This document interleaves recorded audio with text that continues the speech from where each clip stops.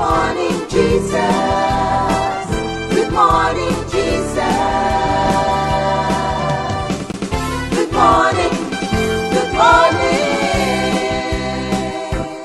Gising sa umaga, hanap-hanap ka.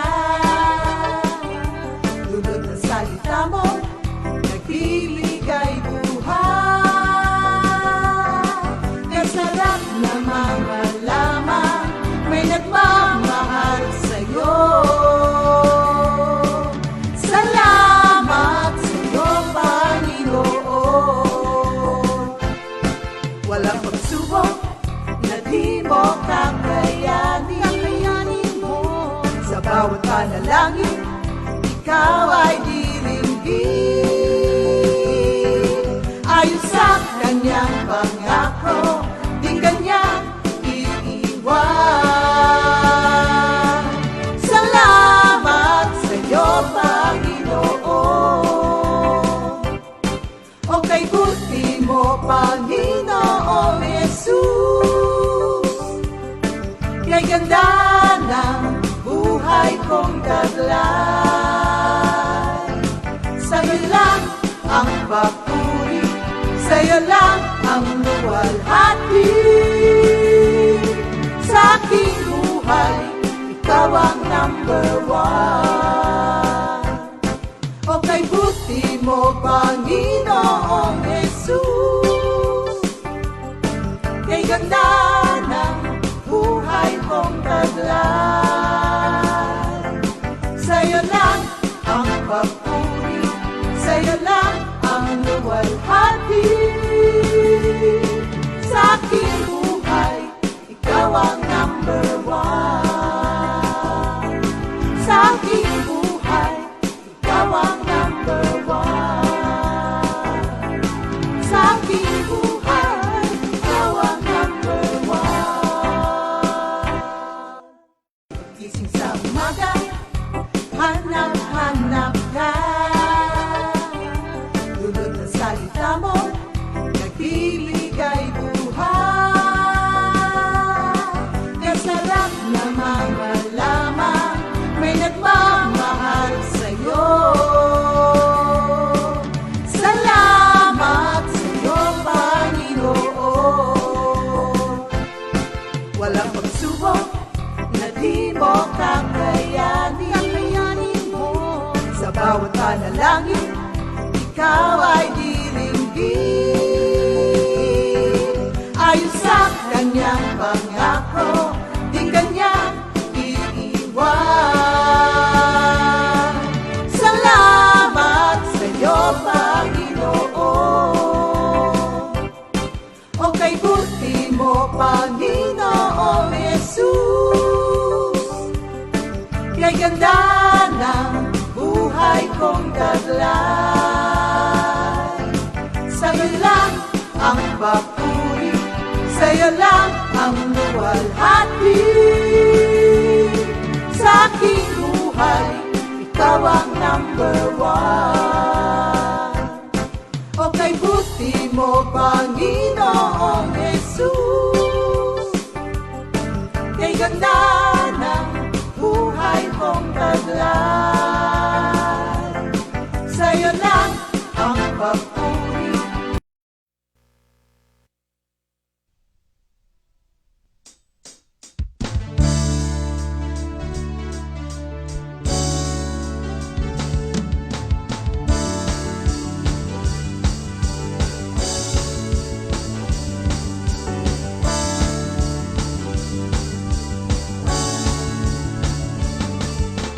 Praise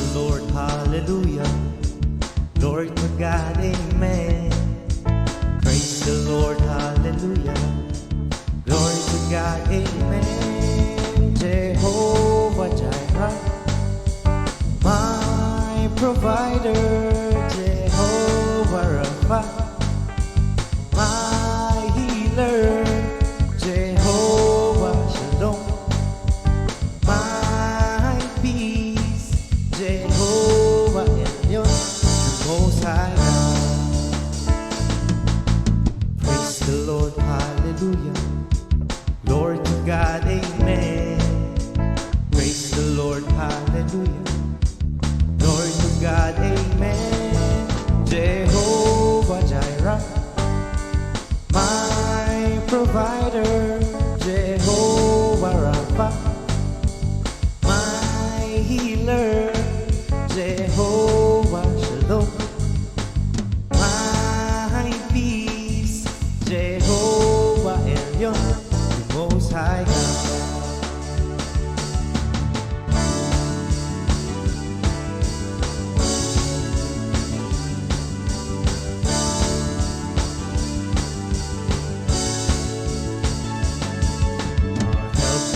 The name of the Lord, who made heaven and earth.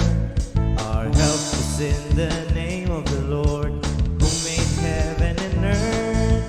I love you, Jesus. I love you, Jesus. I love you, Jesus, with all my heart, with all of my heart, with all of my heart, with all my heart.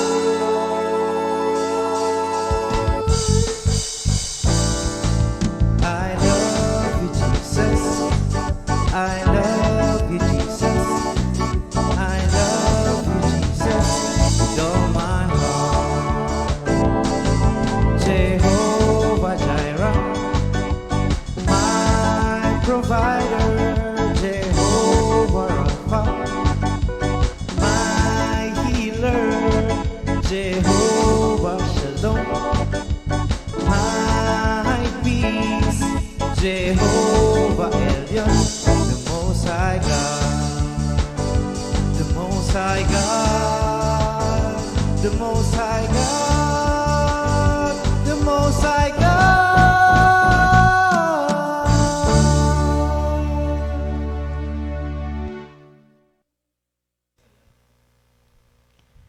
Good morning, Jesus!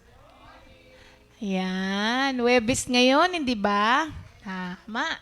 Okay, oo. Talagang mabilis ang panahon ngayon, mga kapatid. Lord, salamat po sa panibagong araw na binigay mo po sa amin. Thank you, Lord, dahil araw-araw, paggising pa lang po namin, nararamdaman po namin kaagad ang pag-ibig mo sa amin. Yun lamang pong magising kami muli, Lord, at mabigyan ng panibagong at karagdagang araw sa buhay namin para makapaglingkod sa inyo ay malaking pagpapala na po, Lord. Salamat po at ang pag-ibig mo po sa amin tuwing umaga, ito'y bago. At nararamdaman po namin yun, Lord. Kaya po kami ay nagpupurit, nagpapasalamat. Lord, sa araw po na ito, again, kami pong lahat ay umaasa lamang po, Lord, sa awat grasya ninyo. At sabi niyo po sa Romans 10:11, wala pong umaasa sa inyo ang nabibigo. Kaya maraming salamat po, Lord, sa mga salita na ibibigay mo po na naman sa amin sa araw na ito. Pangunahan niyo po kaming lahat, Lord. Pati ang mga kapatiran po namin na nasa kanya-kanyang mga bahay, sa trabaho at yung iba'y nasa biyahe, Lord. Mangusap din po kayo sa kanila sa araw na ito. Let them feel your love, Lord. Thank you, Lord. In Jesus' name we pray. Amen. Thank you, Lord. Okay, mga kapatid.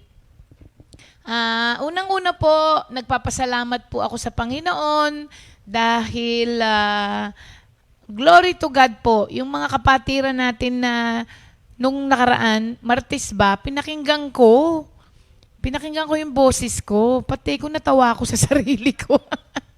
Totoo pala, parang chipmunks. At saka parang si Mahal nga. Good morning, ganon. So, ayun po. Pati ko natawa ako sa sarili ko. Pero thank you, Lord po, no, yung mga kapatiran po natin na nakatanggap po ng mga love letters, ay talaga naman pong ako'y na-overwhelm sa inyong response. Kasi po, gabi ko na yung naisip kagabi na mag-send. Tapos, nagsagutan, mga 11:30 na yata yun ng gabi. Tapos yung mga iba talagang nagmamadali. Kanina umaga, mga nagpadala na. Kagabi, nagpadala na. Maraming salamat po mga kapatid at asahan niyo po na oo, digital na yung ating mixer na kukunin. Kasi yun na nga, 25 years old na yung ating mixer kaya medyo hindi ko po kasi alam kung anong boses na ang lalabas sa akin pag hindi ba po natin yun napalitan. So, baka mamaya sa susunod, no, lumabas na boses sa akin, boses ng Santo Niño. Kaya, So, thank you Lord po mga kapatid. At para po dun sa mga hindi nakatanggap, welcome naman po talaga. Anyone who wants to participate po and want to share in this opportunity to be blessed, may do so, mga kapatid. And any amount will do. Alam po ng Diyos ang ating mga kapasidad. At alam niyo po mga kapatid, ang lang po dyan, just desire. Kasi ang provision naman din po, kay Lord din manggagaling. Itcha-channel lang po niya yun sa atin. Secret nga yung bebe. Oo. Secret lang yun, ha? Oo, kasi may nakalagay pa nga yung unang manggagawa natin naglagay. Sabi, if you hear God's voice, harden not your heart. Oo nga, no? Usually, hindi mo unahan. So, thank you, Lord po, mga kapatid. Glory to God. Nothing you do in the Lord's service is ever useless, mga kapatid. So, pagpapatuloy po ng ating Matthew 7:7. Ask and it will be given to you. Seek and you will find. Knock and it will be open to you. Thank you, Lord. Alam nyo, nakakatuwa po ito. Itong mga open doors, tsaka mga opportunities na pinag-uusapan po natin, mga kapatid. Sino yung pumasok?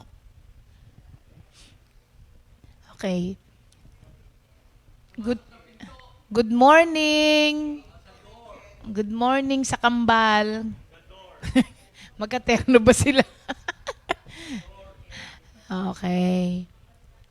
So, sa door tayo. Merong mga pumapasok sa door ng maaga. Meron ding late na pumapasok sa door. So, share ko lang po. Kasi po nung speaking of open doors, po mga kapatid, na kapag ka ang Diyos talaga ang nag-open, magugulat ka po talaga. Kasi po, nung Tuesday, ang aming second dose ng vaccine.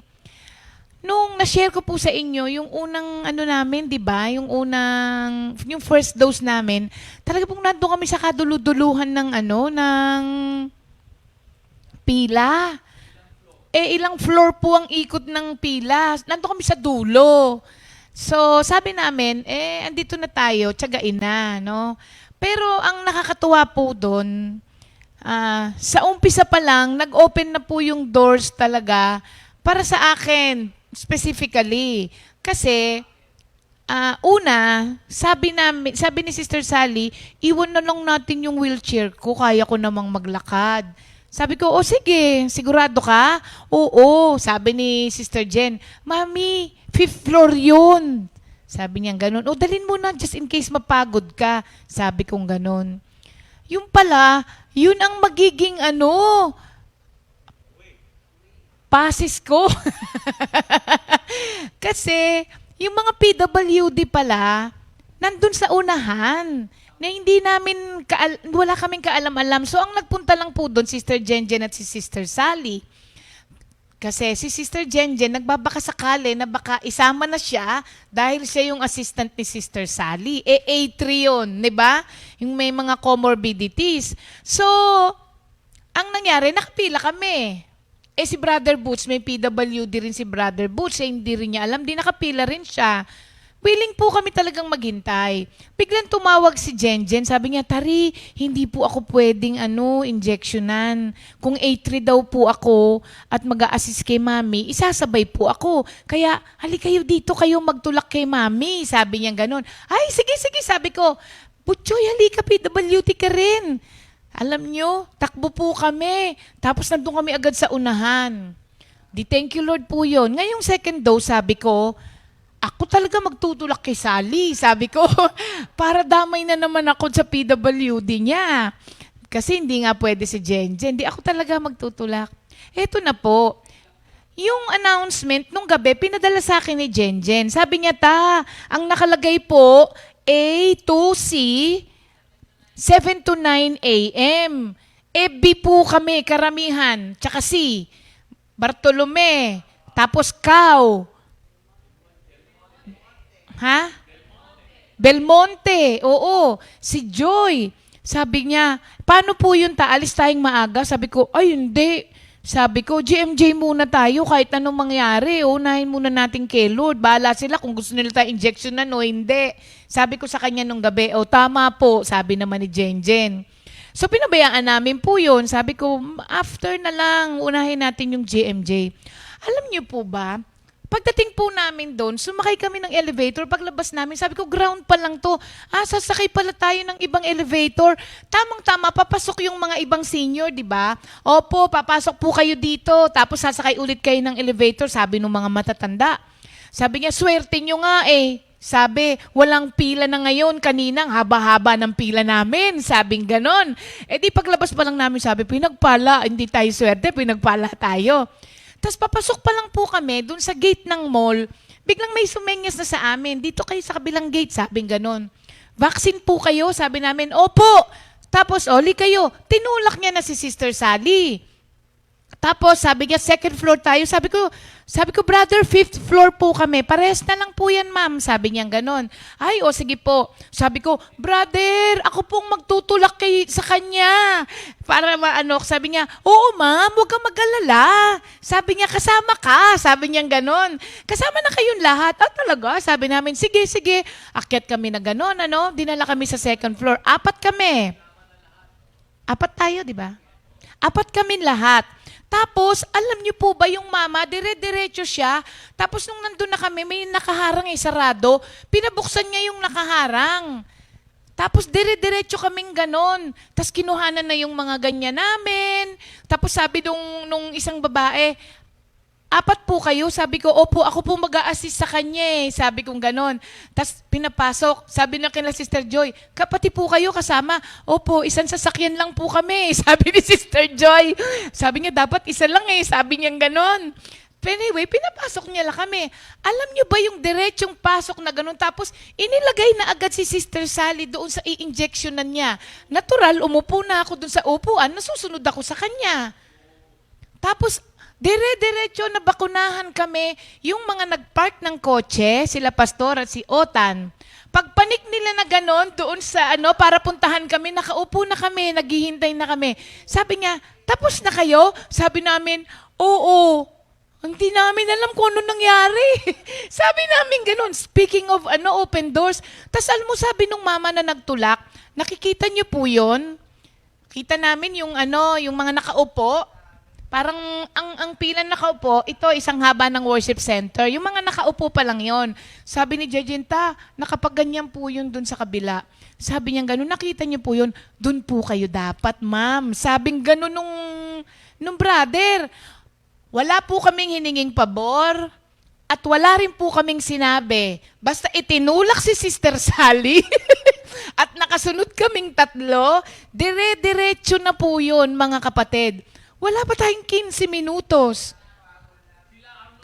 Nagulat po kami. Sabi namin, ano nangyari? Tapos sabi namin, brother, yung papel po namin paglalabas, eto ma'am, bibigay ko paglabas. Nahiya naman ako. Sabi ko, brother, sige po, mauna na po kayo. Okay na po kami. Sabi niya, sige po ma'am, dala-dala niya. Sabi ko, brother, baka ba hindi kami palabasin pag wala yan? Hindi ma'am, kukuha ko ng ayuda ko. May ayuda kayo? Hindi po, libre pagkain kami. Sabi niya, ganun, magla-lunch na ako. Ay, sige, salamat. Ayun lang po. Kaya sabi namin, speaking of open doors, what is for you is for you. Sabi nung pinag-usapan natin, if God will not make a way, there will be no way.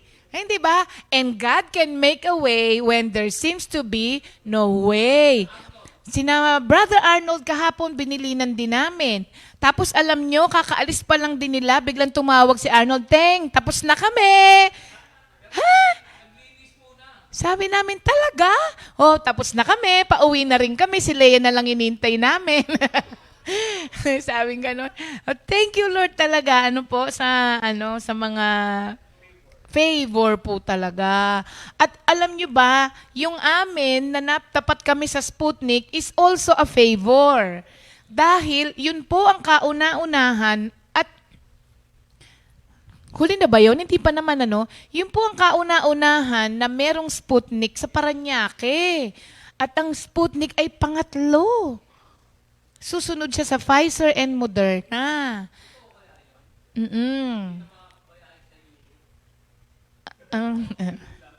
So thank you Lord po sa pinag-uusapan po natin. Talaga pong ipinapakita lang po ng Diyos sa atin. Maaga pa naman. May isa pa pong sharing na talaga pong itong 3 araw na sunod-sunod si Sister Auring ng Mendez. Yung kanya pong umingi siya ng prayer. Tapos ang prayer ay ang hiningi niyang prayer, yung kanyang manugang ay nag-cardiac arrest. Ang unang-unang blessing sa kanila, may tumanggap agad ng ospital. Oo, pero 4 days na nasa ER lang siya. Pero at least nasa ER siya. At ang sabi raw ng doktor, kung hindi nadala ka agad yun, thank you Lord na daw. Tapos, mayroong sinishare si Sister Amuring na nalabnawang dugo o basta mga ganon-ganon. So, ang nangyari, hingi ng prayer, thank you Lord, ganto-ganto. So, pinag-pray po namin. Tapos, kinabukasan, sabi niya, Sister Ria, thank you Lord. Talaga naman pong napakabait ni Lord. Ang sabi ng doktor, mabuti daw, nadala sa ospital at ganto-ganto, ganto-ganto. Sabi niya, ipag-pray nga po na na sana'y makalabas na ng Martes. Sabi ko, talaga po ba? Ganun po ba kabilis yun, lalabas agad ng Martes? Sabi niya ganon. Tapos, ang nag-message siya ulit, Sister Ria, ako lang po may gusto doon. Sabi niya, kasi gusto kong makalabas na rin kaagad kasi nga ang gastos. Sabi niya ganon. Pero sabi ng doktor, ay hindi raw po pwedeng palabasin hanggat hindi maaga. Tapos sabi ko, Sister Auring, binigay ko sa kanya yung Romans 10:11.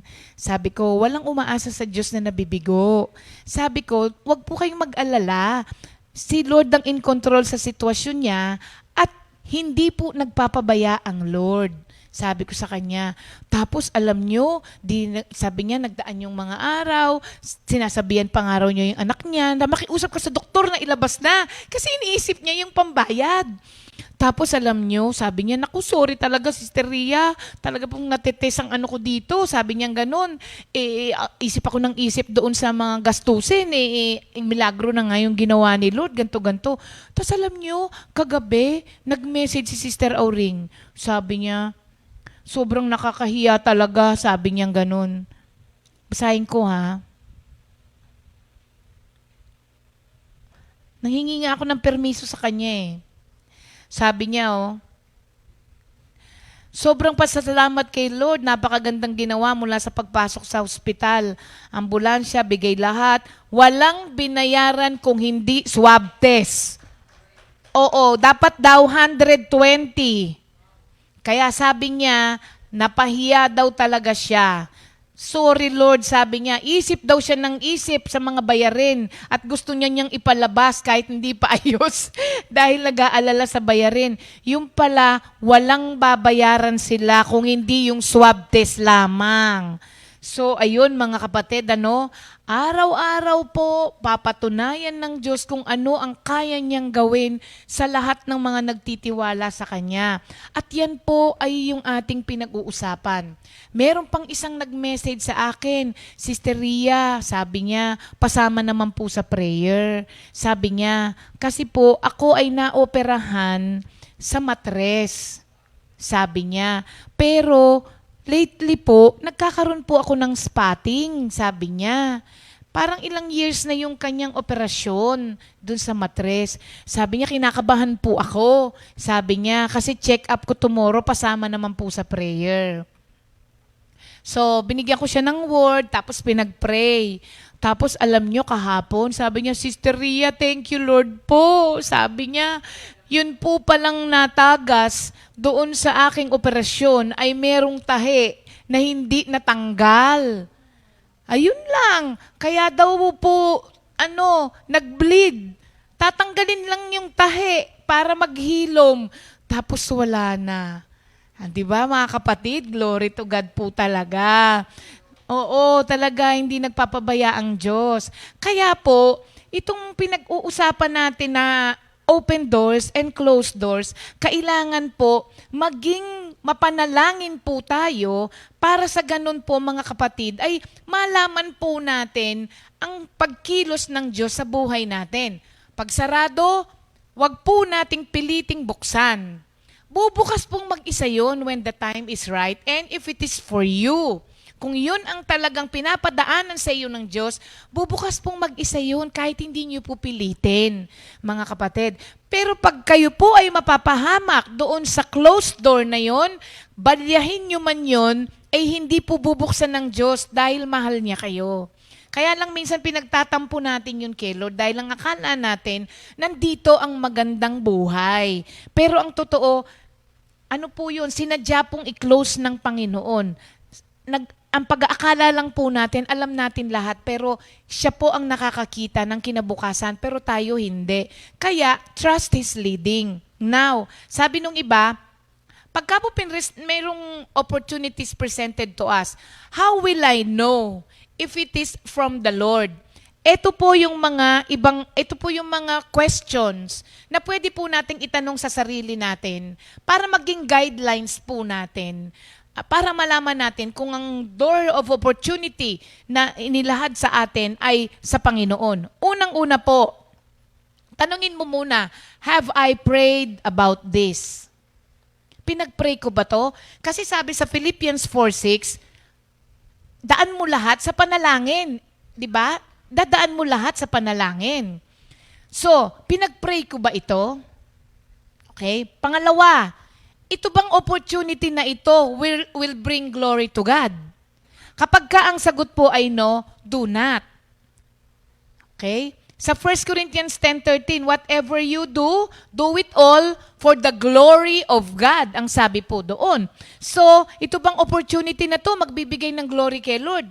Kapag ka po hindi, siyempre, malinaw na po yun na hindi gagawin. Pangatlo, does this opportunity bless others? Baka mamaya po, sabi mo, si Lord na yan, pero meron ka namang maaapakan in the process. Hindi po pwedeng kay Lord yun. Halimbawa, eto, simple lang po ito. Pero mga kapatid, halimbawa, nagpunta ka sa isang lugar, nakakita ka ng pera. Tapos yung wallet na nakita mo may address at may ID. Pero sabi mo, si Lord na to, alam niyang nangangailangan ako. O, tama ba yon? Si Lord ba nga talaga yon, mga kapatid? Di ba? Hindi nga, merong hindi na bless eh. Doon sa opportunity na inilahad sa'yo, meron taong naghirap. Meron taong kinabahan, di ba? Meron taong umiyak. How can this be a blessing? So, maging mapagdasal sa mga ganon, ha? Tapos po, will this open door bring me closer to God or draw me away from Him? Na-share ko po sa inyo, mga kapatid, yung isang sister natin na nag-message sa akin, may nabinibigay sa kanyang trabaho na malaki ang sweldo. Pero, merong pasok siya ng Sunday. So sabi niya, Sister Ri, anong masasabi mo? Sabi ko, hindi kay Lord yan. Kasi kung kay Lord yan, sinabi ng Diyos, keep the Sabbath day holy. Hindi ba? At yung Sabbath day is for the Lord. Ngayon, parang hindi magkokontradict ang Diyos sa sarili niyang salita. Hindi ka pwedeng bigyan ng biyaya ng Diyos tapos hindi ka makaka-attend sa gawain niya. Hindi yun tama. Sabi ko, minsan po ang akala natin dahil malaki ang pakinabang natin, si Lord na yan. Kaya be careful mga kapatid. Kasi ang kaaway, kayang-kaya rin pong tapatan. Nang akala mo ay blessing, yung pala, ito ay maglalayo sa'yo sa Panginoon. Tapos ano ang ginawa niya? Hindi niya tinanggap. Sabi ko, mag-pray ka. Kasi alam mo ba, kayang-kaya kang bigyan ng Diyos ng mas malaki pa dyan, pero yung Sunday mo ay mabibigay mo pa rin kay Lord. Alam nyo, hindi niya tinanggap, tinurn down niya. And true to God's word, nabigyan siya ng trabaho na mas malaki ang sweldo dun sa una, wala siyang pasok ng Sunday at Saturday pa. Mga kapatid, minsan nililimitahan po natin ang kakayahan ng Diyos eh. Ang sunod, will this decision dishonor God?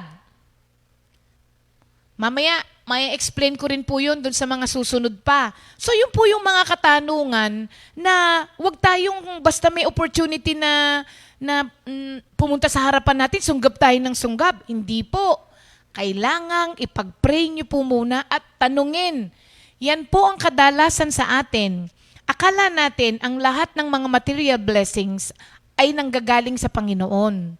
Kaya sunggab tayo ng sunggab nang hindi man lamang po nagtatanong, humihingi ng word kay Lord o kaya nagpe-pray doon sa opportunity na yon. At hindi man lang natin tinatanong itong mga questions na to.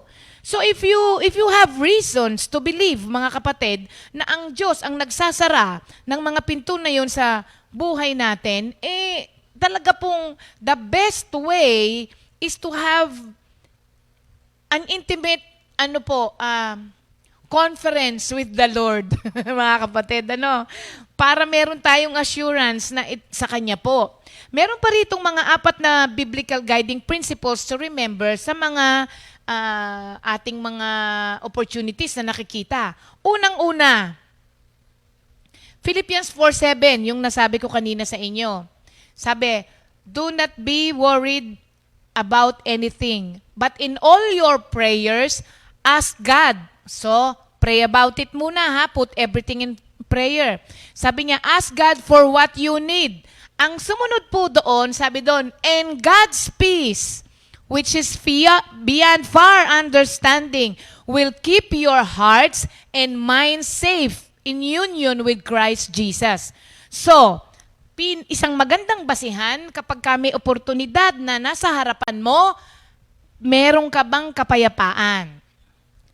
Kapag ka dinesisyonan mo na ito na, kapag ka po may mga bagabag kayo, there's something wrong. Kasi po, sabi doon, and God's peace, which is far beyond human understanding, will keep your hearts and minds safe in union with Christ Jesus. So dapat kung safe ang heart mo and mind mo, may kapayapaan ka. The fact po na nababagabag ka doon sa sitwasyon mo, ibig sabihin po nun ay hindi nanggagaling kay Lord. Kasi po, ang Panginoon, pag nagbigay ng blessings, walang kasamang kabalisahan. Saan yun?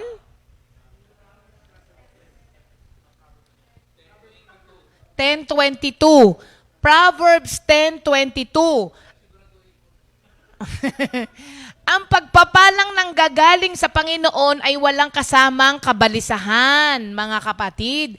Siyempre po, alam nga namang bibigyan ka na nga ng blessing ni Lord pero tatarantahin ka o kaya lilituhin ka. Walang ganun, mga kapatid. Tama? Proverbs 10:22. So ang mga pagpapalang nanggagaling sa Panginoon ay walang kabalisahang kasama. Kaya alam nyo, may mga every time na merong mga nagbuntis, halimbawa, sabi sa salita ng Diyos, Psalm 127, di ba? Ang mga bata ay kaloob ng Panginoon. Lagi kong sinasabi sa kanila, kung yan ay blessing ni Lord sa inyo, walang kasamang kabalisahan. Kaya rest assured na ang Diyos ang mag-iingat dyan dahil yan ay regalo sa inyo. So, walang kasamang kabalisahan. Pag ginawa mo yung decision na yon, alam niyo po yung uncomfortable feeling na hindi mawala-wala sa sarili mo. Kasi may spirito po ng Diyos tayong lahat, mga kapatid. And there is peace that befalls us when we are stepping in faith. Yun ang sinasabi sa sa Philippians 4:7. Kaya po, isang basihan yon. Kahit na, ito po ang isa na patunayan ko, kahit na anong rason ang ibigay mo sa sarili mo, dito sa opportunity na to, pag hindi po yan kay Lord, kahit nabigyan mo ng rason ang sarili mo, kaya mo gagawin yon, hindi ka pa rin mababagabag. Sometimes, tinutuloy natin yan mga kapatid. Pero alam niyo po, walang anxiety over the decision na dapat nating ginagawa kapag may opportunity na ipinipresent sa atin. At kapag ka po nawala ang peace natin, He is trying to tell us to turn the other way, walk away, or even run from that opportunity. Kasi kapag ka hindi ka po mapanalangin, sunggab ka ng sunggab, kapahamakan na po pala ang nasa dulo nito. Pero pinapasok pa rin natin. So, kapag ka po tayo ay may mga ganong opportunity and we are unwilling to let it go, anxiety po ang dadalin sa atin yan, mga kapatid. Talaga pong hindi tayo mapapakali. Hindi ka nga makakatulog mga kapatid. Alam niyo po, let us always pray for peace and clarity sa mga decisions natin. And be willing to surrender that opportunity. Kapag wala ka ng kapayapaan, kahit gaano siya kaganda, be willing to let it go and surrender it to the Lord. Kahit pa sa tingin mo na ganon. Alam nyo mga kapatid, mukhang maganda lang yun sa tingin natin kasi pinapaganda talaga ng kaaway yun to entice you and to tempt you. Pero ang totoo, hindi pa maganda yun. May mas magandang nakalaan sa'yo ang Diyos. Akala lang natin, yun na yung nakalaan. Pero hindi pa rin. Alam nyo, sample. Alam niyo po, nung ako po ay dalaga, siguro dahil din sa tatay ko, takot akong mag-boyfriend. Kasi nga, takot akong magpaligaw sa bahay kasi pagka nakita yun ng tatay ko, baka po barilin. So, pati ako natatakot. Oo, ganun kaagad. Kasi panganay ako, tapos yun lang ang ano ko kasi nga yung father ko. So, umabot po yun ng 18 years old na ako. Wala pa akong boyfriend. Pero, natatandaan ko, elementary pa lang ako, may umaakit na nanligaw sa akin. Hindi ko pa nga alam doon ng ligaw-ligaw. May umaakit ba naman ligaw sa akin ng bata-bata ako? Tapos nakadungaw ako sa bintana, nakaupong ganon. Sabi ng nanay ko, pati mo kausapin yun? Ayoko nga ganon. Kasi ang bata-bata ko pa. So, umabot po dun sa point na, meron kasi akong mga criteria para sa boyfriend. Oo. Gusto ko maputi. Gusto ko po singkit. Tapos gusto ko kasing edad ko. Tapos gusto ko maporma. Oo. Yun lang naman. Tapos po, ang nangyari, kahit na po may nanligaw sa akin na yung 3 nandun na, yung isa wala pa, ayoko. Dapat lahat nandun yung 4. Oo, nandun lahat yung 4. Tapos, may nanligaw sa akin. Ayun pala, ang gusto ko pala, sinasabi ko na nga pala yung singket, So, may nanligaw sa akin. Nandun lahat yun. May karagdagan pa. Mayabang. So, may nanligaw sa akin. Uma-attend na ako nun. Tapos sabi ko, nag-pray ako ngayon kay Lord kasi natutunan ko yun na magpe-pray ka. Tapos, binigyan ako ni Lord yung how can darkness and light be partners. Do not be equally yoked with an unbeliever. Eto na. Eto yung mga opportunity po na sinasabi ko sa inyo na porque gusto natin, lalagyan natin talaga ng mga justification. Sabi ko, Lord naman, ngayon lang po ako nagkagusto ng andun lahat yun. Sabi ko, payagan mo naman ako, ngayon lang. Sa makatuwid po, sinunod ko yung gusto ko. Sinagot ko, sabi ko, dadaling ko na lang siya sa prayer meeting. Naka-attend naman. 1 beses yata o 2 beses. Tapos po, nung sinagot ko, hindi ko nga kinoconsider na naging boyfriend ko yun kasi sinagot ko lang siya. Tapos parang, hindi nga ako nasundo sa school noon. Tapos parang umakyat lang ng ligaw sa bahay. Parang 2 beses siguro, ganon. Pero alam nyo, pumupunta yun sa bahay namin, nagdadala ng baril. Oo, mga ganun. Tapos, after a month, eto na. After a month, mga kapatid, nabalitaan ko. Yung kaibigan ko sa kabilang street, girlfriend niya. Tas alam nyo, nung nabalitaan ko yun, hindi ako nagalit.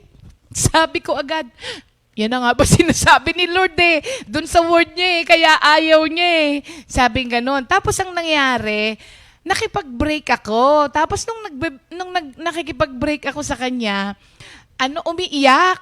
Tapos sabi niya, iiwanan na daw niya yung kabila. Sabi ko, ay wait lang. Sabi kong ganon.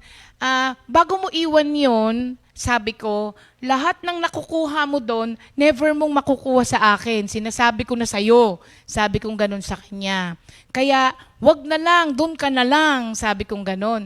Ang hindi niya alam, kaya ganon lang kadali sa akin na sabihin yun kasi ipinakita lang ng Diyos sa akin kung ano ang resulta ng mga permissive will natin. So, ang nangyari, nag-break po kami noon. Enter the Pastor Alex. Hindi siya singkit, ang laki-laki ng mata, di ba? Hindi rin siya maputi. Pumuti na nga ngayon yan Hindi siya maputi. Tapos, hindi ko siya kasing edad. Tapos, di ba nakita niyo naman si Pastor magbihis noon? Basta may damit siya, okay na sa kanya yon. Basta may isuot ka, okay na sa kanya yung kahit ano yung itsura niya. So, ganun po. Di lahat ng kabaligtaran. Yun yung tapos ang dami nung mga nagsasabi sa aking mga elders doon, yan ang magiging asawa mo. Sabi ko, in Jesus' name. Sagot nila, Amen! Sabing gano'n nila. Tapos alam nyo, sometimes, yung will of God will not agree. Or more often times, yung kagustuhan natin will not agree to the will of God sa atin. Kasi nga, taliwas Isaiah 55:8 Tapos alam nyo, itong peace na ito, alam nyo 3 beses ko nga po siyang binasted, di ba? Hanggang nagalit na po siya sa akin. Tapos nung nagalit naman siya sa akin, nagsasalubong kami sa hallway, yung dating yung lumang bahay natin dyan, nagsasalubong kami sa hallway, hindi niya ako binabati, hindi nga niya ako tinitignan nagalit na talaga siya. Kasi parang, akala niya, sinagot ko siya, ewan ko, bakit niya inakala yun? Tapos ang nangyari, nung sinabi kong hindi kita sinagot, nagalit na siya sa akin. Tapos, nung hindi niya ako pinapansin, ako naman ang nabother. Tapos sabi ko, tas naiisip ko na siya. Sabi ko, ba't ganun yun? Kala ko ba gusto niya ako? Tas ganto. Tapos, yung mga elder din, nilalakad siya sa akin. Pero sabi ko, Lord, wala na akong peace Sabi ko, wala na akong kapayapaan. Sabi ko, tulungan mo naman po ako kasi apektado yung service ko sa'yo. At saka sa mga ganitong pagkakataon, ayokong makinig kahit kanino. Kasi this is one of the major decisions na gagawin ng isang tao. Pagdating sa marriage, kailangan dyan, hindi ka papasok nang hindi ka humihingi ng word kay Lord. Alam niyo ba kung ano binigay sa akin ni Lord? Nakalimutan ko na nga kung nasaan yun Sabi niya, as I passed by, I saw that the time for you had come to fall in love, and I made a marriage covenant with you. Sinara ko bigla. Sabi ko, Lord, pati ba naman ikaw? Hindi ko sinunod si Lord. Again, for the second time. Alam niyo, nung hindi ko siya sinunod, yan na po. Nagkaroon na ako ng anxiety over my decision. Wala na akong peace. Tapos meron akong tinanong na isang sister, Sister, ikaw, paano mo yung sinunod ang kalooban ni Lord? In-explain niya sa akin. Sabi ko, oo nga. Sige na nga, sasagutin ko na nga. Sinagot ko siya. Alam niyo ba na nung sinagot ko siya, kawawa siya sa akin. Kasi, gusto mo kumain? Hindi!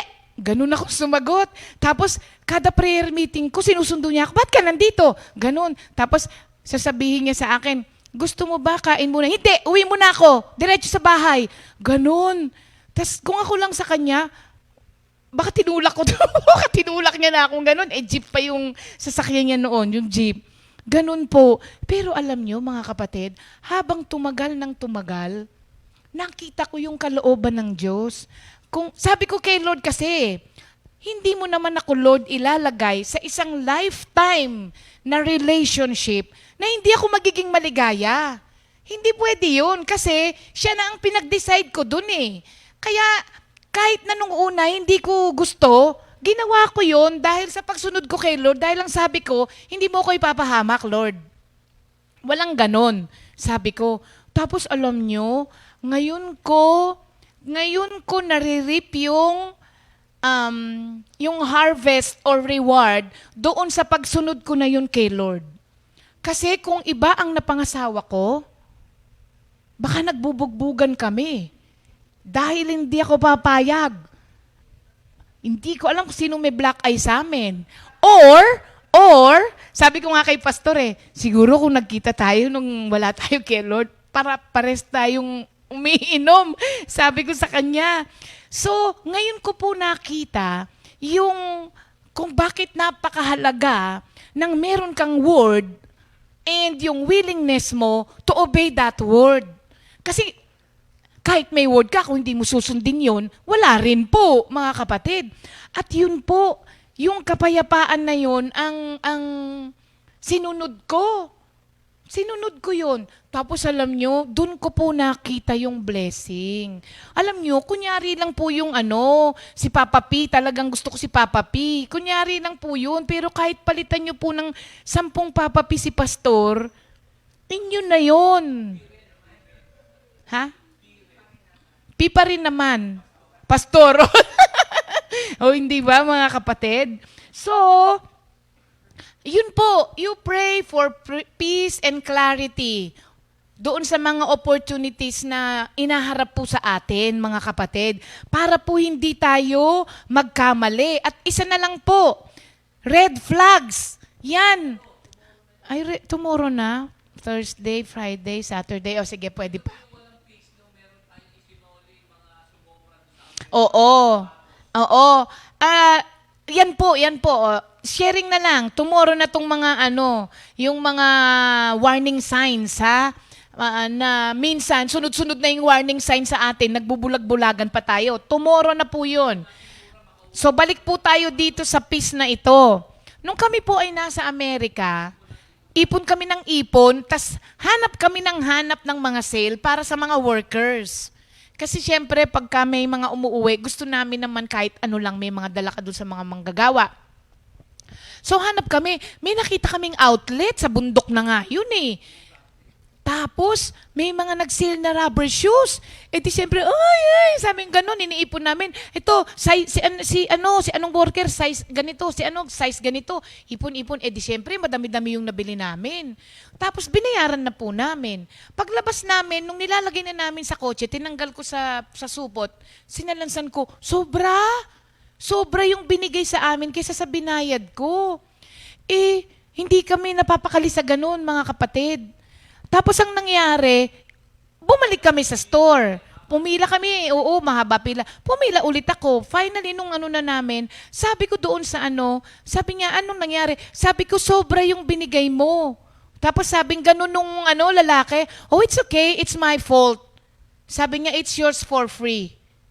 Ganun sa kanila. Fault na daw niya yon, sagot niya yon. Hindi naman daw ako may kasalanan doon.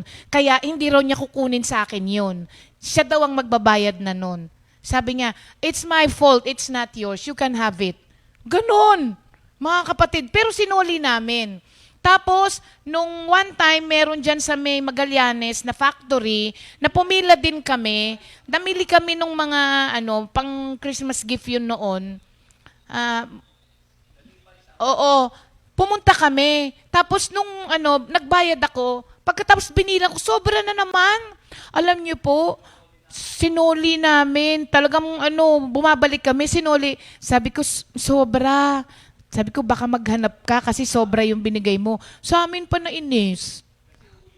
Kasi ulitin pa daw lahat. Anyway, kahit magalit sila, nasa sa kanila na yun. Basta hindi kami mapapalagay nang meron pong ganon, mga kapatid. Kasi minsan kahit hindi ko naman kasalanan siya naman ang may gawa. Kahit ulit-ulitin mo yun sa sarili mo, habang nagdadrive ka o habang pauwi ka, iisipin mo pa rin yun. Finally, pag nasa bahay ka na, hindi mo sasabihin mo, babalik ako.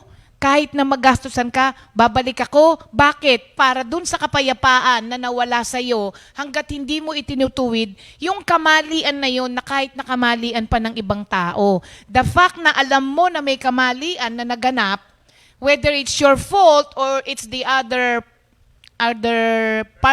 partners o other person's fault, hindi ka pa rin talaga mababagaba, ay hindi ka pa rin mapapalagay. Kaya mga kapatid, kapag ka po may ganon, sigurado po akong ang Holy Spirit yon. Bakit kanyo? Hindi ka po anong tawag doon? Hindi ka i-convict ng kaaway para ituwid ang mali. Ang totoo nga nun, gustong-gusto nga niya yun na pangatawanan mo yung maling nangyari. So kapag ka merong nako-convict ka, biglang di ba may mga nagtatanong sa atin, ikaw ba yan, Lord? Parang ang nangyayari, di ba ganito? Kapag ka merong ganun sinabi si Lord sa'yo, bigyan mo. Di ba tinatanong natin, ikaw ba yan, Lord? Natural si Lord yun. Tuturuan ka ba ng kaaway magbigay? Madamot nga si Satanas eh. Kasi pag sinabi ni Lord na bigyan mo, wag mo nang tanungin kung ikaw ba yan, Lord. Si Lord yun, mga kapatid. Hindi po magsasabi ang Diyos na wag mong bigyan yan. Si Lord nga, giver eh. Kaya, wag nang magtanong. Totoo, alam naman natin ang sagot. Ginagawa lang natin yun na dahilan. Ikaw ba yan, Lord? Si Lord po yun, ha, mga kapatid. Kaya, yan, tomorrow po, itutuloy natin ito. Para po, wag nating sabihin na, hindi naman kasi sinabi kung paano mo malalaman kung yung opportunity na to galing kay Lord o hindi.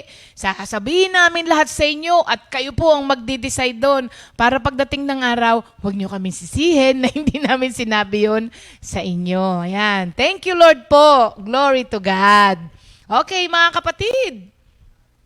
Happy birthday sa ating guest nung Saturday na ang sister natin na bungis-ngis. Sabi ko nga sa kanya, alam mo, sabi ko, walang nagbago sa iyo. Simula nung magkasama tayo sa choir, hanggang ngayon, you still look the same. Today is birthday ni Sister Virgie Samante. Ayan, Sister Bungis-ngis ang tawag ko dyan kay Sister Virgie. Kung si Kuya Ernie lahat masarap, si Sister Virgie lahat nakakatawa. Happy birthday, Sister Virgie!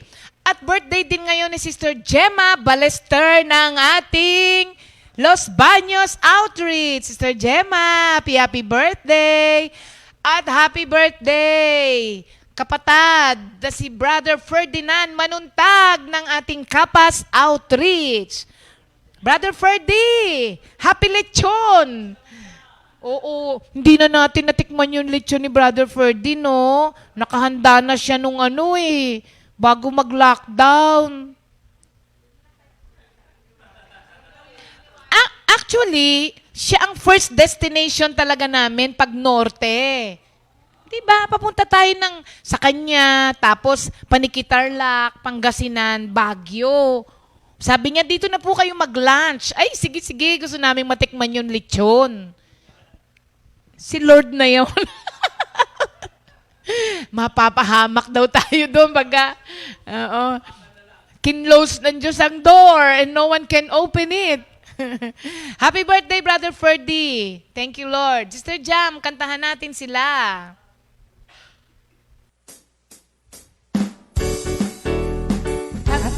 Happy birthday, happy birthday, happy birthday, happy birthday, happy birthday to you.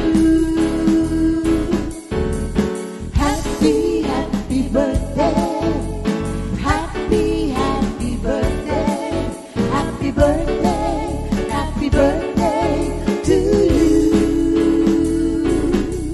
May the Lord God bless and keep you. May the Lord's light shine upon you. Happy birthday to you.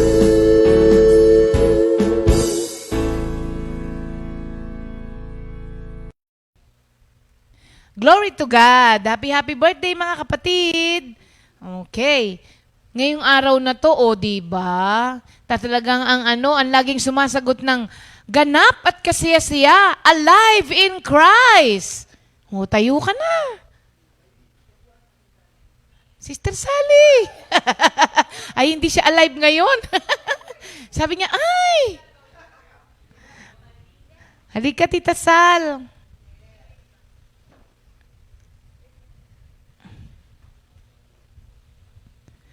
Naku, ang luwag na nga nung pantalon din sa'yo. Hindi. Alam mo ba na hindi ganyan kaluwag sa akin yan nung sinukat ko? So, mas payat ka pa talaga sa akin. Yan.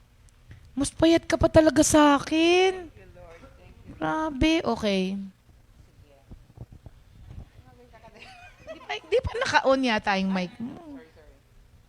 Nakalimutan mo na mag-on ng mic. Sige. Teka, meron siyang konting May tono? intro lang. May konting intro. Wow. Tararatata, tarararatata, tararatata, tarararatata. Blessed are the poor in spirit, for they shall inherit the heaven. Blessed are who mourns, for they shall be comforted. Blessed are the meek, for they shall inherit the earth. Blessed are those who hunger and thirst for righteousness, for they shall be filled. Blessed are those who are merciful, for they shall be shown mercy. Blessed are the pure in heart, for they shall see God. Blessed are the peacemaker, for they shall be called the children of God. Blessed are you who are persecuted because of righteousness, for they shall inherit the heaven. Yay! Ang galing! At dahil nilagyan niya talaga ng tono yun sa kanya, dagdagan natin siya. Oh, may panlaban na si Jenjen.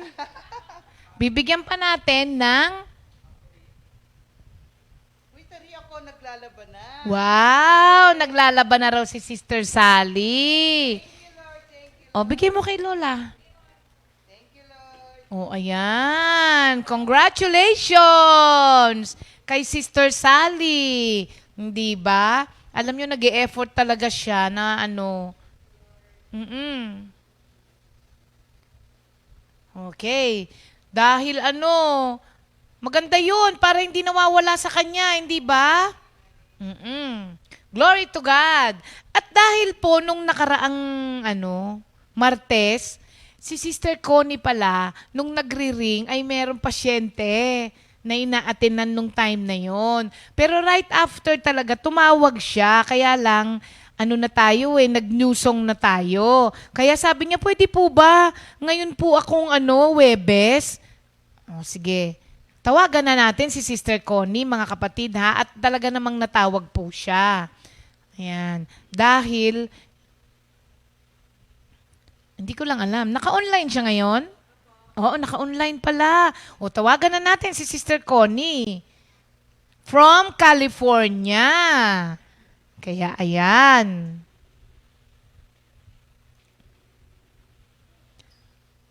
Ayan na. O, diba? 2 ring lang talaga ngayon. Sinagot mo na. Mukhang wala ka sa Nasa bahay ka? Ah, okay. Kaya parang casual lang. Ah. Yung patient ko kumakain. Hello! Hello there, sir. How are you? Ano siya, may mental disability. Ah, okay. Naalala ko yung pinagpe-prayer meetingan namin dyan. Yung mga ganyan, oo. Oo, meron siyang pasyente na kasama ngayon. Black siya, no, Sister Connie? Oo. Years old na siya. Ah, ilan? 70 years old. Hello. Ayan. Ang liit. Hello. Say hello. Hello. Hi. Hi. Hello there! Nag-ano naman, nakakatuwa naman. Oo, black siya. Yan, thank you, Lord. Oh, Sister Connie! Ayan. Bati ka muna Yes. ulit. Hello po, Comfy Family! Hello po sa mga magulang ko sa Mendez, mga taga Mendez, sa mga taga Kalo, na Cebu, at sa lahat po sa ating Comfy Family. Amen. Akala ko parang akala ko may mangyayari na naman kasi yung dati na naaliw ako, ganyan din yung kwento mo. Yung nag-vaccination ka, tapos hindi ako, akala ko matatawag na ako, no? Pero ngayon, diretso na, schedule na. Okay. Ako, Sister Connie, ready na? Okay.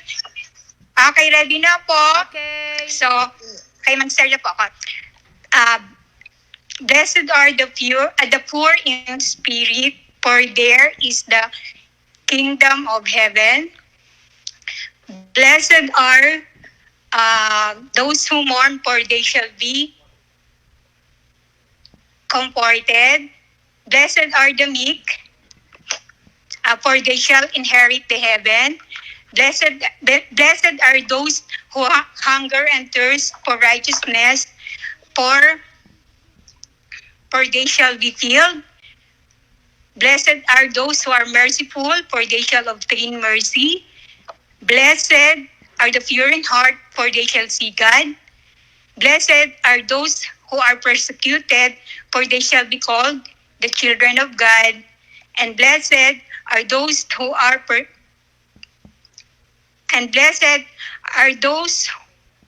oh my God. Blessed are those who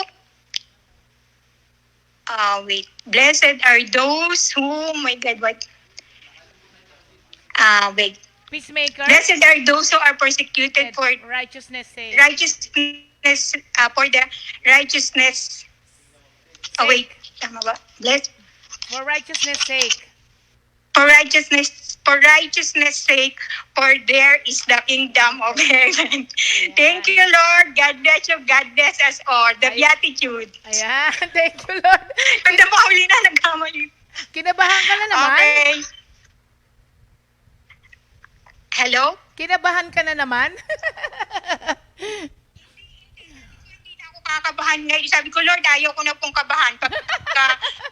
Kaya si Lord yan. Ayaw ko na pong kalmado ako na medyo na ano lang talaga, nalimutan. Okay. Dahil hindi na ako nag-shake. Dati na nag-shake talaga ako. Nagtitremor ako.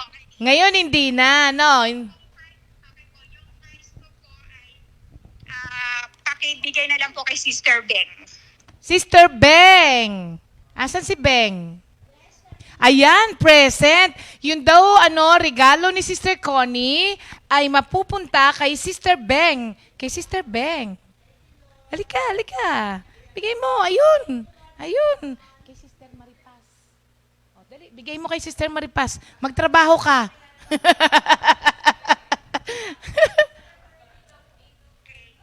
Thank you, Sister Connie.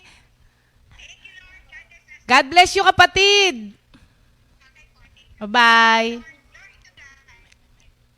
Ayan, Sister Connie Manalad.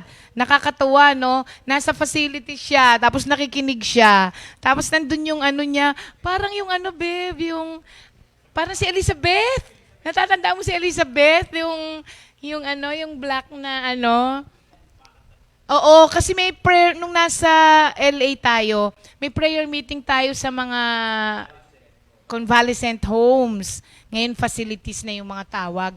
May mga ganun. Meron dong isang black, pag nagkakantahan, nagmamarcha. Oo, ang ganda ng boses. Di ba, ang mga black, ibang sumabay, nagmamarcha. Ano pa yung pinapakanta ko nung, ano yung kanta nating marcha? Round the race of life, there's a prize. Tumayo. Tapos nagmarcha.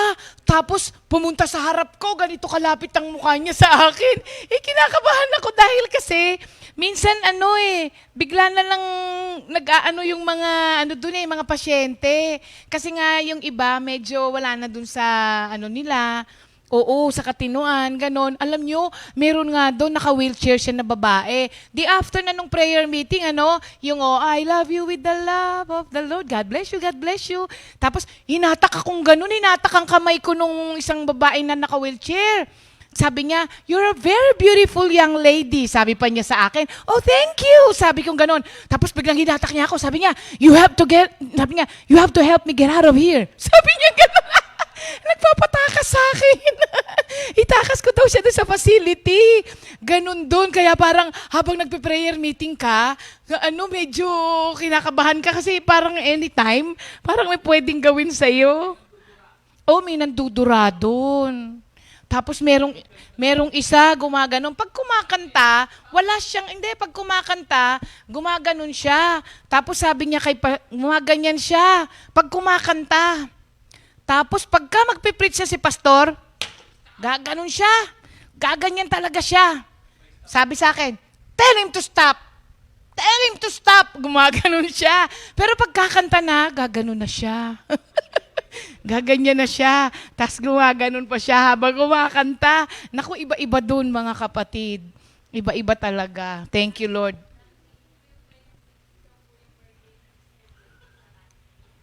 Ay.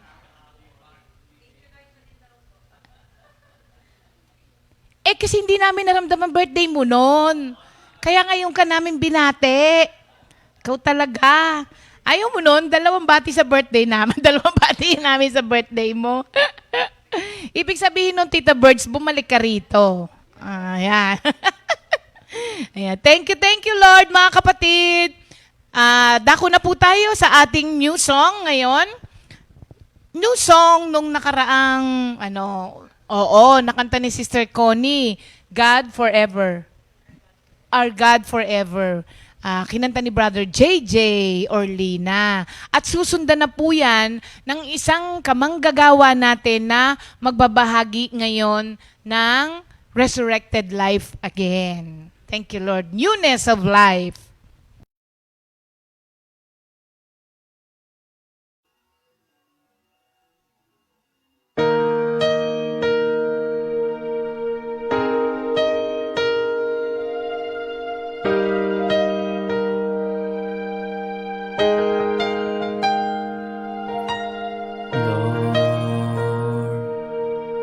Fill as each morning with your constant love, so that we may see and be glad all our life. Let us your servants see your mighty deeds. Let our descendants see your glorious might. Oh Lord, you've always been our home before you created the earth or made the world into being.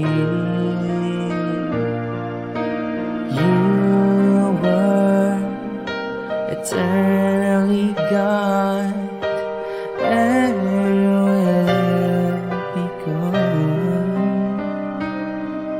Our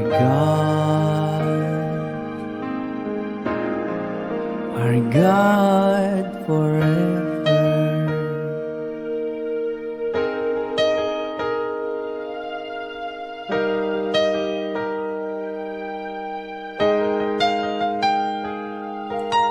Lord, fill us each morning with your constant love, so that we may sing and be glad all our life. Let us your servants see your mighty deeds. Let our descendants see your glorious might.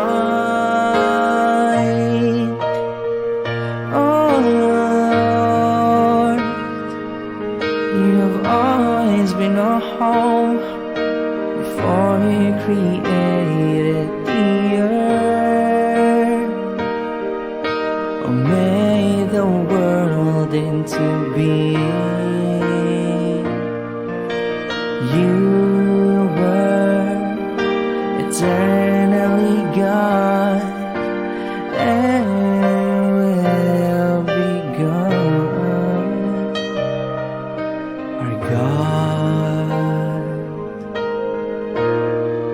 Our God forever.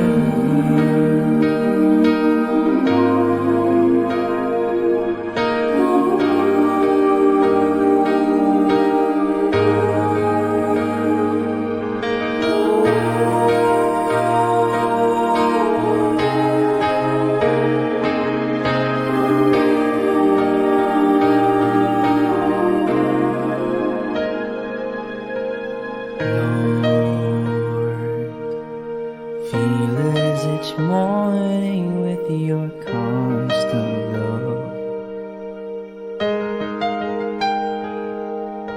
so that we may sing and be glad all our life. Let us, your servants, see your mighty deeds. Let our descendants see your glorious might. Oh Lord, you have always been our home before you created the earth, or made the world into being. You were eternally God and will be good.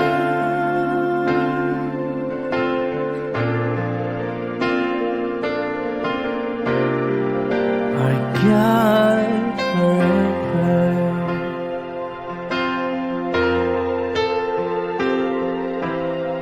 You were eternally God and will be good.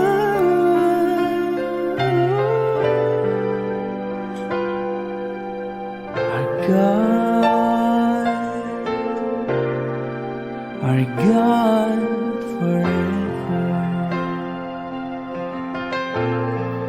Our God forever.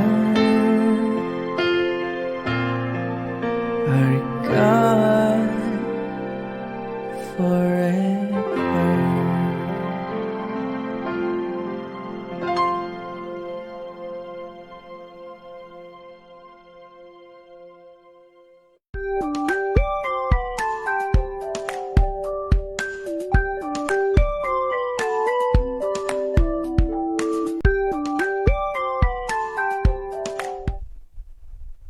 Good morning, Jesus! Kumusta mga kapatid? Coffee family, North, East, West, South. Salamat sa Panginoon ngayong umaga sa ating pagpapatuloy ng ating mga pag-aaral, pagbabahagi tungkol sa resurrected life, ang ating bagong buhay sa ating Panginoon. Pero bago po sa ating pagpapatuloy, tayo muna ay manalangin. Hallelujah. Thank you, Lord. Thank you, Jesus. Panginoon, muli salamat po sa malayang oras, Panginoon, sa umaga ito, Panginoon, na muli mo kaming tinipon, Panginoon, kami mga magkakapatid upang muling mag-aral, Panginoon, sa inyo, makapakinig, Panginoon, sa inyo, at muling matuto, Panginoon, sa inyong mga salita. Lord, sa umaga ito, Panginoon, aming dalangin, Panginoon, na tanging pangalan mo lamang ang siyang maitaas at mabigyan ng luwalhati sa aming kalagitnaan. At Lord, sa aming kawalan, kayo po ang magturo sa amin, Panginoon. Tanging pangalan mo lamang ang siyang maitaas sa aming kalagitnaan. Salamat po. Ito po aming samo at panalangin. Sa pangalan ni Jesus, Amen, Amen. Purihin ang Panginoon. Nais ko pong basahin mga kapatid ang salita ng Panginoon dito po sa 2 Korinto, Kabanata 5, talatang 15. 2 Corinthians chapter 5, verse 15. Ganito po ang nasasaad. Namatay siya para sa lahat, upang ang mga nabubuhay ngayon ay huwag nang mabuhay para sa sarili, kundi para kay Kristo, na namatay at muling nabuhay para sa kanila, para sa atin. Napakaganda mga kapatid ng ating mensahe, no? Tunay na sa kamatayan ng ating Panginoong Hesus, tayo ngayon ay buhay. Kaya kung tayo man ay buhay, hindi na po para sa ating sarili, kundi para sa Diyos. Alam niyo po, napakagandang laging nating pinag-aaralan na upapag-usapan ang muling pagkabuhay ng Panginoon upang lalo po nating makita ang kadakilaan, ang kapangyarihan ng kanyang muling pagkabuhay. Alam niyo po sa Bible kasi, hindi lamang po si Lord, ang ating Panginoong Kristo, ang nakaranas ng resurrection. Hindi lamang siya mga kapatid ang nakaranas ng muling pagkabuhay. Halimbawa po mga kapatid to sa unang hari, sa 1 Kings chapter 17 to 24. Ito po yung babae na taga sa Sareptat na binuhay ni Prophet Elijah, yung bata na anak ng babaeng taga Sareptat. Ito po yung namatay at muling binuhay ni Prophet Elijah sa 1 Kings chapter 17 verse 17 to 24. Hindi lang po yun. Si Elisha po mga kapatid, yung pumalit po kay Elijah, si Elisha sa 2 Kings chapter 4 verse 32 to 37, Elisha raises the son of the woman of Sunem, yung babaeng Sunamita mga kapatid, yung nagpatuloy kay Prophet Elisha. Wala po tong anak eh. At sabi nga nung propeta, dahil sa kagandang loob ng babae, ano gusto mo? Hinahihiya pa nga humingi nung una eh. Pero sinabi nung kanyang assistant na si Gehazi, wala po siyang anak. Ganun ba? Sabi nung propeta na si Elisha, 1 year from now, magkakaanak ka. At nagkaanak po mga kapatid yun, natupad ang pangako ng propeta, ng man of God, sa babaeng taga Sunem. Kaso nung lumaki na yung bata, namatay yung bata. Kaya sobrang dalamhatin nung nanay. At nung nakita nga niyan yung propeta, sabi nung babae, kala ko ba magiging maligaya na ako? Ba't namatay ngayon? Kinuha ng propeta yung bata, nilagay sa upper room at nag-pray sa Panginoon at nabuhay mga kapatid muli yung bata. Muling nag-resurrect. So hindi lamang yung bata sa Sareptat, hindi lamang yung bata sa Sunem. Ito mga kapatid, sa Acts 20, alam nyo to eh, sa Gawa 20, talatang 10, si Eutico. Alam nyo istorya mga kapatid niya, di ba? Bago papunta pa si San Pablo sa Troas, siya muna ay nag-prayer meeting. Napahaba yung kanilang prayer meeting. May isang binatang umaten doon, si Eutico. Sa haba ng pag-preach, nakaupo si Eutico sa bintana. Third floor yung kanilang prayer meeting. Nakatulog si Eutico, nahulog from third floor, namatay. Ngunit nung pinuntahan ni San Pablo, muling nabuhay si Eutico. So yun po mga kapatid, no? Ato pinakamaganda. Sa John 11, verse 43 to 44, ito mga kapatid, di ba? Alam natin to eh. Nung muling binuhay ni Lazaro, ng Panginoon si Lazaro. Binuhay ng Panginoon si Lazaro. Ito mabigat mga kapatid. Dahil 4 na araw ng patay si Lazaro. Yan nga yung sinasabing shortest verse in the Bible, di ba? John 11:35. Nung umiyak ang Panginoong Hesus, ngunit nung pinuntahan niya si Lazaro na 4 na araw ng patay, sabi ng Panginoon sa kanya, sa kanyang tomb, Lazaro! Sinigawan niya Lazaro! Lumabas ka dyan. At nabuhay na mag-uli si Lazaro. So sila po yung mga sa Biblia, mga tao na nabuhay, na mag-uli, mga kapatid, na nakaranas ng resurrected life. Alam mga kapatid, ito nga, no? Lahat yun ay talagang nabuhay, ngunit lahat sila, mga kapatid, ay namatay din. Di po ba? Ngayon, ating tignan naman, mga kapatid, ang pagkakaiba ng muling pagkabuhay ng ating Panginoong Hesukristo. Kasi kung sa Biblia, may mga taong nabuhay At ang Panginoong Yesus namatay din. But on the third day, He rose again. Muli po siyang nabuhay. Ano ang pagkakaiba ng muling pagkabuhay ng ating Panginoong Hesus sa pagkabuhay ng mga taong namatay at muling nabuhay? Binuhay ng mga propeta, nila Apostol Pablo.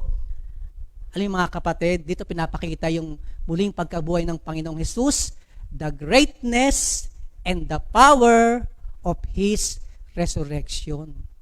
Dito mga kapatid, nahayag yung kadakilaan at yung kapangyarihan ng muling pagkabuhay ng ating Panginoong Hesukristo. Yun ang pagkakaiba mga kapatid, the power of His resurrection. Kasi mga kapatid, kung walang kapangyarihan, ang muling pagkabuhay ng ating Panginoong Hesus, baliwala ang lahat. Para lang siya yung mga nabuhay na bata na taga-Saripat, taga-Sunem, para lang siya si Eutico o si Lazaro. Ngunit kakaiba ang muling pagkabuhay ng ating Panginoong Hesukristo.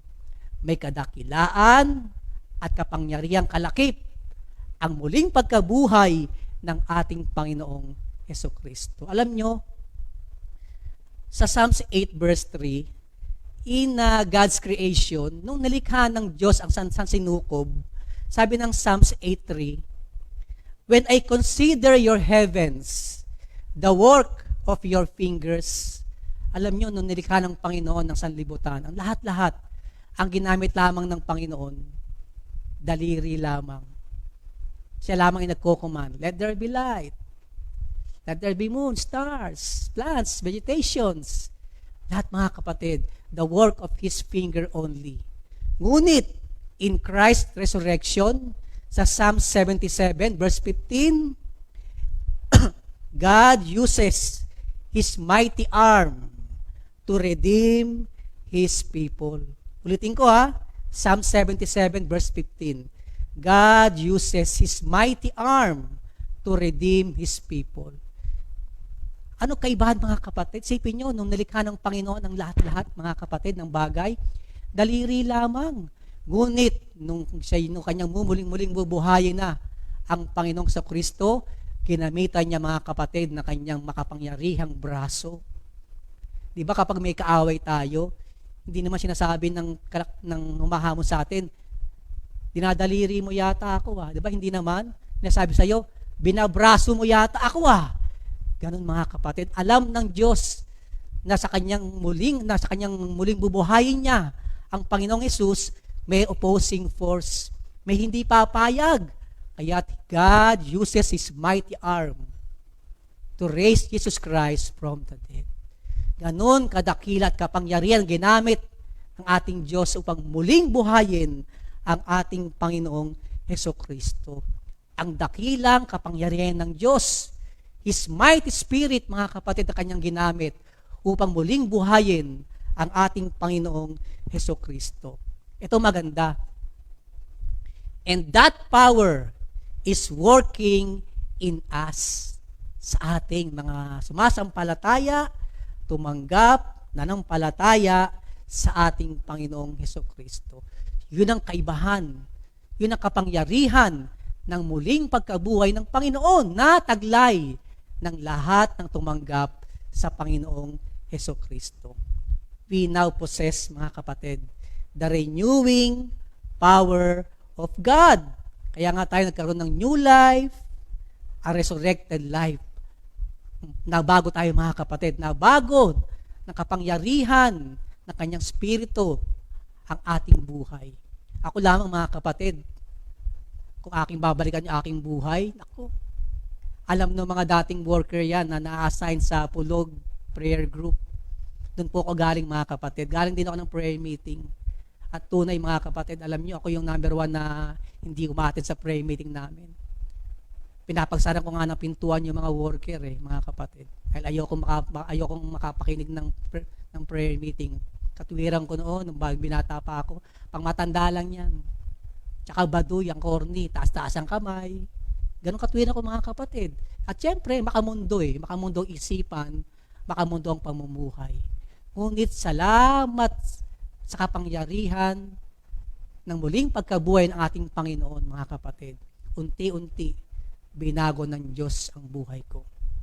Mula sa pamumuhay sa kadiliman, unti-unti dinala niya sa pamumuhay sa liwanag. Salamat sa kapangyarihan ng kanyang spirito na tanging siya lamang talaga ang nagbago ng buhay ko. Hindi ako nabago ng mga magulang ko, mga kapatid. Para pangaral, sermon, palo, hindi ako nabago noon. Hindi rin ako nabago ng eskwelahan, mga kapatid. Hindi rin ako nabago ng kahit sinong tao. Nabago ko nung ako'y sumampalataya, tumanggap sa Panginoong Hesus at naranasan ko ang kapangyarihan ng muling pagkabuhay ng ating Panginoong Kristo. Kaya purihin ng Diyos. Ating taglay mga kapatid yan, yung kapangyarihan ng kanyang spirito na siyang nagbabago, unti-unting nagbabago sa ating mga buhay. Dito nga mga kapatid, sa Colossus 3, talatang 2 hanggang 4, sabi po rito, ang mga bagay na panlangit, ang isaisip ninyo, hindi ang mga bagay na panlupa, sapagkat namatay na kayo at ang inyong tunay na buhay ay nakatago sa Diyos kasama ni Kristo.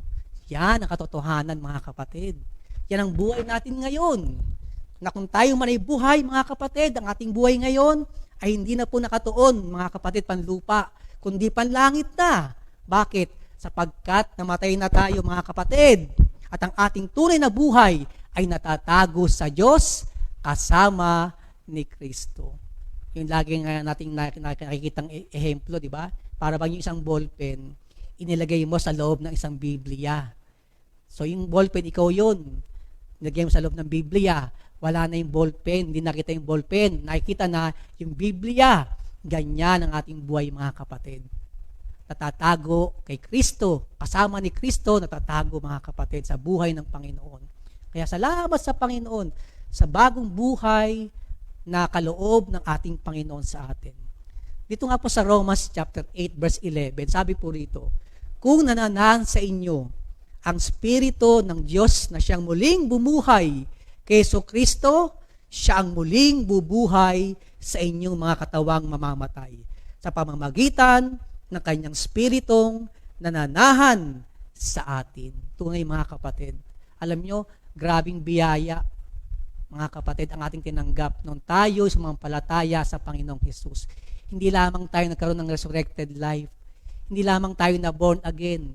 Hindi lamang tayo na bago, kundi may pangako pa tayo na pinangahawakan, our glorious hope, na tayo man imamatay sa lupang sa ating buhay na ito, panlupa. May pinangahawakan tayo na tayo ay muling bubuhayin ng ating Panginoon. Kaya tunay na napakagandang biyaya sa ating buhay yan, mga kapatid, na ating tinanggap at yan ang na-accomplish ng muling pagkabuhay ng ating Panginoong Hesukristo.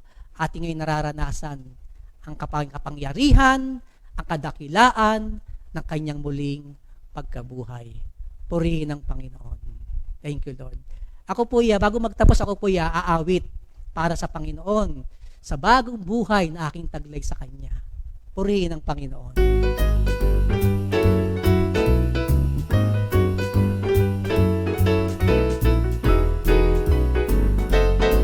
Ako ay bago, ikaw ay bago, tayo ay bagong nilalang, kawangis ng Diyos. Ako ay bago, ikaw ay bago, Tayo ay bagong nilalang, kawangis ng Diyos. Ako'y nagagalak, ako'y nagagalak, na magpuri sa Diyos. Ako'y nagagalak, ako ay bago, ikaw ay bago, tayo ay bagong nilalang, kawangis ng Diyos. Ako ay bago, ikaw ay bago, tayo ay bagong nilalang, kawangis ng Diyos. Ako'y nagagalak, ako'y nagagalak, na magpuri sa Diyos. Ako'y nagagalak, ako'y nagagalak, ako'y nagagalak, na magpuri sa Diyos. Ako'y nagagalak. Praise the Lord. Purihin ka, Panginoong Jesus. Tayo po'y manalangin, mga kapatid. Thank you, Lord. Thank you, Jesus. Lord, muli salamat po. Muli sa malayang oras, Panginoon. Tunay, Panginoon, na napakadakila mo sa aming buhay. Salamat, Panginoon, sa bagong buhay na aming kaloob, na mula sa iyo, tunay, Panginoon, na aming nararanasan ang kapangyarihan ng iyong muling pagkabuhay. Nawa, Lord, mas lalo pa po kaming lumago at mabago hanggang sa kami maging kawangis niyo, Panginoon. Kaya, Lord, tunay, Panginoon, salamat sa iyong mga salita na nagbibigay ng kaliwanagan, katatagan, at pagbabago sa aming buhay upang lagi kami makapamuhay ng naaayon sa inyong kalooban. Lahat ng pasasalamat at papuri ay aming binabalik, Panginoon, sa inyo. Salamat po sa pangalan ni Jesus. Amen, amen. Salamat sa Diyos, salamat sa Diyos. God bless po, mga kapatid. Thank you, Lord. 2 Timothy 2:2. Hallelujah.